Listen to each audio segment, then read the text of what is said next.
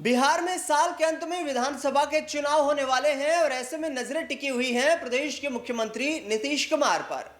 नीतीश कुमार को लेकर के तेजस्वी यादव ने दावा कर दिया है कि नीतीश कुमार आगामी वक्त में बीजेपी का साथ छोड़ने वाले हैं, वो भी एक महत्वपूर्ण मुद्दे पर।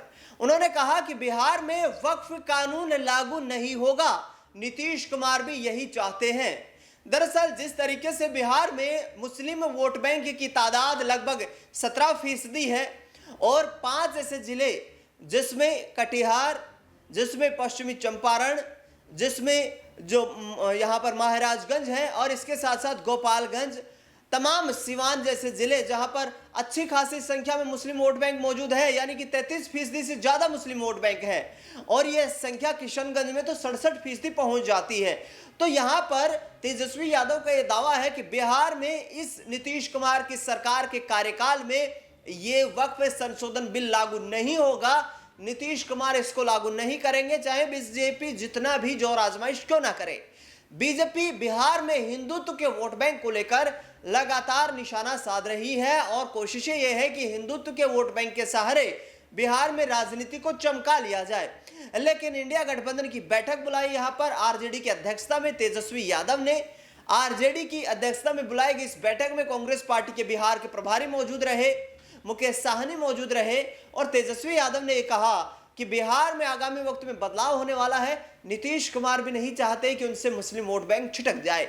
ऐसे में नीतीश कुमार बीजेपी के इस कानून का समर्थन इस सरकार में नहीं करने वाले हैं। आगामी वक्त में नीतीश कुमार बीजेपी के साथ चुनाव लड़ेंगे या नहीं, इस पर भी एक बड़ा फैसला लेने वाले हैं। लेकिन तेजस्वी यादव किस तरीके से दावा ठोक रहे हैं, सुनिए जरा। महिला, बुजुर्ग,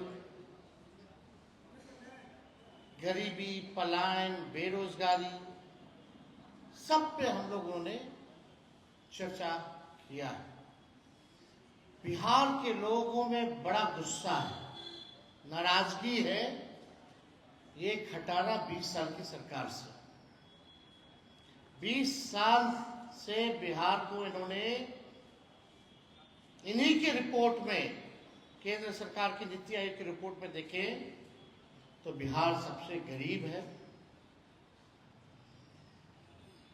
2 करोड़ से भी ज्यादा पलायन, जो लेबर वाला जो मिनिस्ट्री है उसमें रजिस्टर्ड है लेबर, केवल रजिस्टर्ड, नॉन रजिस्टर्ड की अगर बात करें तो लगभग 4 से 5 करोड़ लोग बिहार से पलायन करते हैं।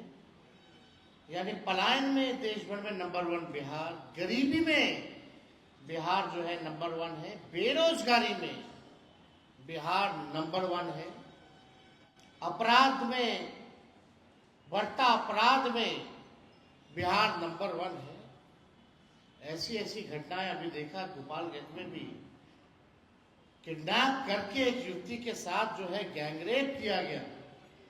नालंदा मुख्यमंत्री जी के गृह क्षेत्र में महिलाओं पर दुष्कर्म करके पैरों पे कीलें ठोकी गई और खेतों में फेंक दिया गया।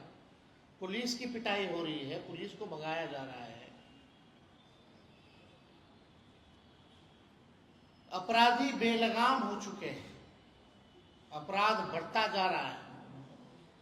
बिहार में कानून नाम की कोई चीज नहीं रह गई है। लॉ एंड ऑर्डर का क्रिमिनल डिसऑर्डर हो चुका है बिहार में, यह स्थिति है। और इसका दोषी और कोई नहीं, मुख्यमंत्री जी को हम क्या बोले तो अचेत अवस्था में, लेकिन नरेंद्र मोदी जी, गृह मंत्री अमित शाह जी बार बार बिहार आते हैं, उनको जवाब देना चाहिए। उनके पास होम मिनिस्ट्री है, बताए बिहार में कितना अपराध बढ़ा हुआ है, क्या काम हो रहा है। और केवल नीतीश कुमार जी इसके दोषी नहीं, पूरा एनडीए, खासतौर पे भाजपा, चाहे भ्रष्टाचार बढ़ाने में, किसी के अधिकारी के यहाँ, इंजीनियर के यहाँ छापा पड़ता है तो करोड़ों रुपए मिलते हैं, कहां से आ रहे। यानी बिहार में भ्रष्टाचार और अपराध, असल में डबल इंजन यही है। एक इंजन भ्रष्टाचार में है और दूसरा इंजन आपका अपराध में है। मुद्दे पे ये लोग कोई नहीं बात करते हैं। बिहार को इन्होंने क्या दिया प्रधानमंत्री नरेंद्र मोदी जी, आज तक आप 11 साल से प्रधानमंत्री हैं, लेकिन बिहार को आपने केवल ठगने का काम किया। लोगों ने विश्वास किया आप पे, वोट किया, प्रधानमंत्री बनाया, सबसे ज्यादा सांसद भेज के दिए, इतने दर्जन भर मंत्री बना के रखे बिहार में। क्या किया बिहार के लिए? एक काम बता दे, एक उपलब्धि बता दे इनके मंत्री, या इनके 20 साल की जो डबल इंजन की सरकार जिसका नेतृत्व मोदी जी और नीतीश जी कर रहे हैं, एक काम बताए जिसमें बिहार, सकारात्मक काम बताए जिसमें बिहार नंबर 1 हो। 20 साल में ऐसा कोई काम किया हो तो? हर चीज में पीछे, प्रति व्यक्ति आय में सबसे बिहार पीछे, प्रति व्यक्ति निवेश में बिहार सबसे पीछे, किसानों के आय में बिहार जो है सबसे पीछे है। तो कोई काम इन लोगों ने 20 साल तक नहीं किया। हम तो पूछते हैं कि बिहार को आपने क्या क्या दिया 11 साल में, और गुजरात को क्या दिया, जरा इसका आप हिसाब किताब दे दीजिए। तो हम सब लोग सभी मुद्दे पर हम लोगों ने बात की है। जनता की जो मुद्दे हैं, गरीबों के जो मुद्दे हैं, बिहार के जो मुद्दे हैं, और इस बार हम लोग कोई अपने लिए लड़ाई नहीं लड़ रहे, बिहार के लोगों की लड़ाई लड़ रहे हैं, बिहार की जनता के लिए लड़ाई लड़ रहे हैं। और बिहार की जनता में जो गुस्सा है, 20 साल बिहार को कोई, आप देखेंगे हाल फिलहाल दिन में 12 के बाद से बिहार में लगभग 12 सालों में, 13 सालों में स्थिर सरकार बिहार को नहीं मिला है।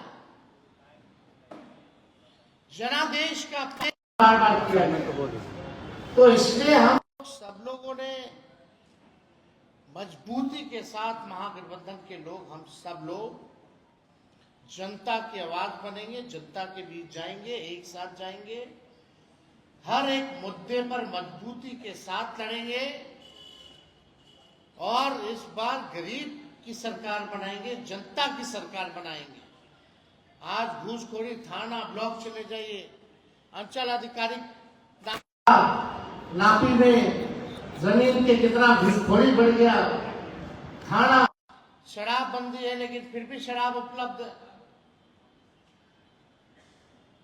कितना करोड़ों हजारों लीटर जो है शराब केवल पकड़ा गया। 40,000 करोड़ का पैरेलल आपका जो है बन गया है मार्केट, ब्लैक मार्केट, किसी एक अधिकारी पे कार्रवाई नहीं कर रहा है, चूहा शराब पी जा रहा है। ये हालत बिहार के हो गए।